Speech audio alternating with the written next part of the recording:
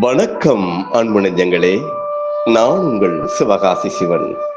அருட்தந்தை வேதாத்ரி மகரிஷி அவர்களின் ஓர் அற்புதமான சிந்தனை பதிவு.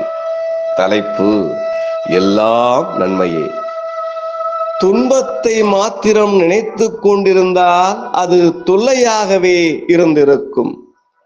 அது மாத்திரமன்று, ஒவ்வொரு நிகழ்ச்சியும் நடக்கின்ற போது காலத்தாலும் இடத்தாலும் எல்லாம் அல்ல இறைநிலையானது ஒவ்வொரு மனிதனுக்கும் கொடுக்கக்கூடிய அறிவுரை, அனுபவ உரை, அனுபவ ஞானம் அது அப்படித்தான் எடுத்துக்கொள்ள வேண்டும்.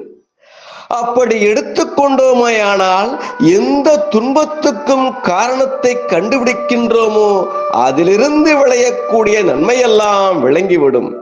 உண்மையில் எல்லாம் நன்மையாகத்தான் ஏற்படும். அப்படி பார்க்கின்ற போது துன்பம் வருகிறது என்று கவலைப்படுகிறோமே, துன்பம் வரக்கூடாது என்று எண்ணுவதால் தான் அந்த கவலை.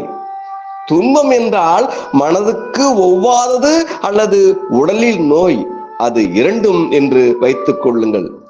இது எங்கே போகும்? மனிதனிடம்தானே வர வேண்டும். இடம் கொடுக்கக்கூடிய மனிதனிடம்தானே வரும். என்னிடம் அந்த துன்பம் வந்தது என்றால் அதற்கு நான் இடம் கொடுத்து விட்டேன் என்றுதானே பொருள். இப்போது அந்த இடத்தை நிரப்ப வேண்டும். நான் பிறந்தேன், வாழ்ந்து கொண்டிருக்கின்றேன், ஒரு நாளைக்கு முடியப் போகின்றேன். இதற்கு மத்தியில் எவ்வளவுதான் இருந்த போதிலும் கூட ஜீரணிக்கக்கூடிய அளவிற்கு மேல் சாப்பிடப் போவதில்லை. உடல் தாங்குகின்ற அளவுக்கு மேல் துணியை போடுவதில்லை. நின்றால் காலளவு, படுத்தால் உடலளவு. இதற்கு மேல் பூமியை அனுபவிக்க கூடியவர்களும் இல்லை. வரும்போது கொண்டு வருவதில்லை, போகும்போது கொண்டு போவதும் இல்லை. இந்த உண்மையை அப்படியே மனதிலே ஏற்றிக்கொள்ளுங்கள்.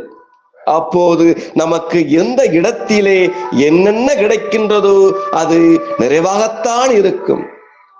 வாழ்க்கையை ஒட்டி பார்த்தீர்கள் என்றால் எல்லோருக்கும் நிறைவாகத்தான் இருக்கின்றது. இப்படியே உலகம் முழுக்க பார்த்தோமையானால் எந்த இடத்திலும் யாருக்கும் குறைவே கிடையாது. குறைவு என்பதே இல்லை.